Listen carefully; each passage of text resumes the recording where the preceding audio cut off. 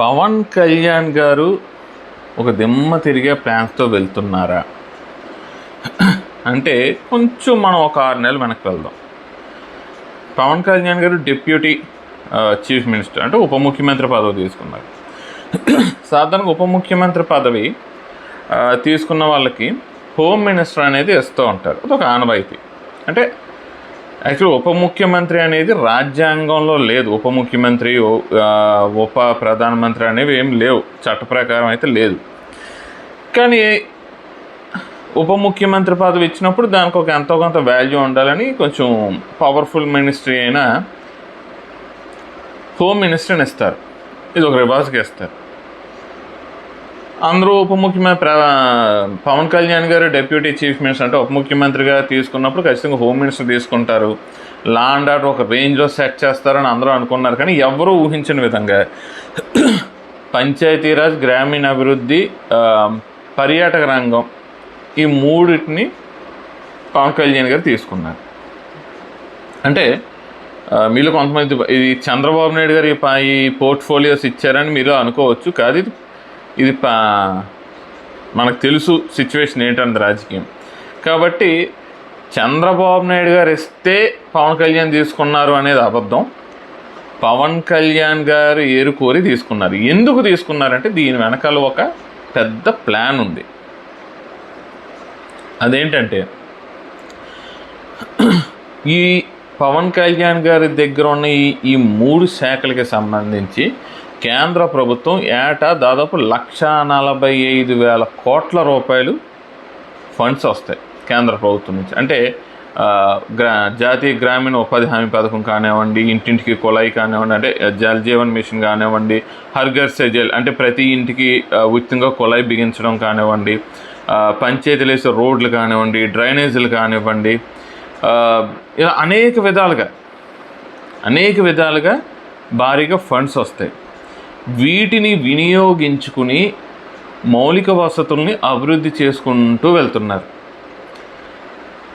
చాలా స్పష్టంగా చెప్తున్నారు, ఇది మోదీ గారు ఇచ్చిన ఫండ్స్, మోదీ ప్రభుత్వం ఇచ్చిన ఫండ్స్ అని చెప్తున్నారు. మొన్న అరకు దగ్గర గిరిజన ప్రాంతాలకు వెళ్ళినప్పుడు కూడా చాలా స్పష్టంగా చెప్పారు. మోదీ గారు 240 కోట్ల రూపాయలు ఇవాళ గిరిజన ప్రాంతాల్లో రోడ్ల అభివృద్ధి కోసం ఇచ్చారు, మేము వేసి చూపిస్తాం అని చెప్పారు. ఇదే దీని వెనుకున్న ప్లాన్. ఎందుకు ఇది అంటే ముందు ఇవన్నీ కూడా జనంలోకి వెళ్ళే పథకాలు. ఇవన్నీ కూడా ఈ కార్యక్రమాలన్నీ కూడా జనంలోకి వెళ్ళేవి. సో 2029లో ఖచ్చితంగా పవన్ కళ్యాణ్ ముఖ్యమంత్రి అభ్యర్థిగా ఉంటారు. దీనికి పవన్ కళ్యాణ్ గారు భారతీయ జనతా పార్టీ కలిసి చేస్తున్న ఒక ప్లానింగ్ అని మనం అనుకోవచ్చు. చూడండి రాజకీయాలు ఎంత క్లియర్గా భారతీయ జనతా పార్టీ చేస్తుందో. అంటే పవన్ కళ్యాణ్ గారు కూడా చూడండి చాలా సందర్భాల్లో ఇప్పుడు మీరు జనసేన దెందులూరులో తెలుగుదేశం వాళ్ళు జనసేన కార్యకర్తల మీద దాడులు చేయడం కానివ్వండి, లేకపోతే ఎక్కడైనా సరే తెలుగుదేశం వాళ్ళు అటు భారతీయ జనతా పార్టీని కానీ ఇటు జనసేన కానీ పెద్దగా పరిగణలోకి తీసుకోకుండా అంత వాళ్ళ ఇష్టానుసారం చేసుకుంటూ వెళ్ళిపోవడం కానివ్వండి, ఇన్ని జరుగుతున్నా ఇటు భారతీయ జనతా పార్టీ కానీ అటు పవన్ కళ్యాణ్ కానీ స్పందించడం లేదు. ఎందుకంటే వీళ్ళ టార్గెట్ అది కాదు. 2029 ఎన్నికలు వీళ్ళ టార్గెట్. ఇది పవన్ కళ్యాణ్ గారు వేస్తున్న మాస్టర్ ప్లాన్. సో దీనిని చూసుకుని ఇటు భారతీయ జనతా పార్టీ కార్యకర్తలు కానివ్వండి, అటు జనసేన కార్యకర్తలు కానీ వీళ్ళిద్దరూ కలిసి పని చేస్తూ అనవసరమైన గొడవలకు వెళ్లకుండా కలిసి పని చేసుకుంటూ ప్రజల్లోకి వెళ్ళిపోతే ఇది ఖచ్చితంగా వచ్చే ఎన్నికల్లో బీజేపీ జనసేన చాలా కీ రోల్ ప్లే చేసే అవకాశం అయితే ఉంది. కాబట్టి అందరూ అనుకున్నట్టుగా పవన్ కళ్యాణ్ గారు ఏమీ ఎడ్డోడు కాదు, ఆయన చాలా పెద్ద ప్లాన్ ఉంది. అయితే ఈ ప్లాన్ ఒక్క భారతీయ జనతా పార్టీయో లేకపోతే ఒక పవన్ కళ్యాణ్ మాత్రమే చేయడం లేదు, ఇద్దరూ కలిసే ప్లాన్ చేస్తున్నారు. సో ఈ యాక్చువల్గా ఇక్కడ ఏమనుకున్నారంటే అసలు 2019లో భారతీయ జనతా పార్టీ జనసేన కార్యకర్త కొట్టిన దెబ్బకి చంద్రబాబు నాయుడు మారుంటారు అనే ఉద్దేశంలో ఉన్నారు. అందుకని పవన్ కళ్యాణ్ గారు కూడా చంద్రబాబు నాయుడు తీసుకురామంటే భారతీయ జనతా పార్టీకి చంద్రబాబు నాయుడు గారిని ఎన్డీఏ కూటమిలో చేర్చుకోవడం ఇష్టం లేకపోయినా పవన్ కళ్యాణ్ గారి మాట తీసేయలేక ఆయన మాట గురించి చంద్రబాబు నాయుడు గారిని కూడా ఎన్డీఏ కూటమిలో తీసుకున్నారు.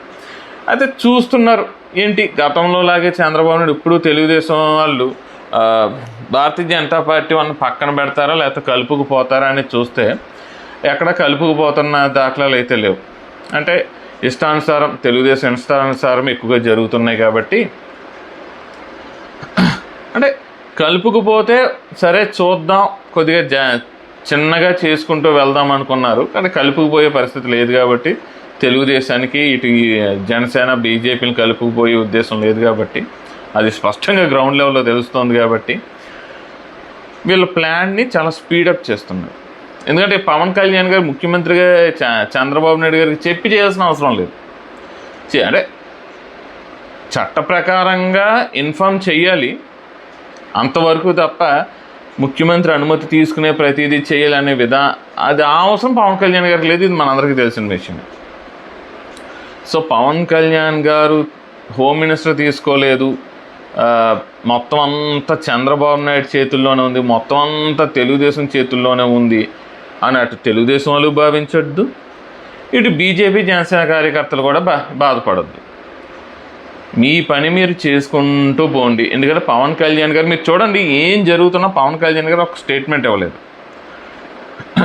ఎందుకంటే యాక్చువల్గా తెలుగుదేశం కార్యకర్తలు దెందులూరులో జనసేన కార్యకర్తల మీద దాడి చేసినప్పుడు పవన్ కళ్యాణ్ గారు చాలా ఆయన మనస్తత్వం మనందరికీ తెలుసు కాబట్టి ఆయన చాలా అగ్రెసివ్గా రెస్పాండ్ అవ్వాలి ఖచ్చితంగా.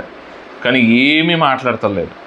ఎందుకంటే ఇప్పుడు ప్రస్తుతానికైతే ఆయన ప్లానింగ్లో ఆయన వెళ్ళిపోతున్నారు.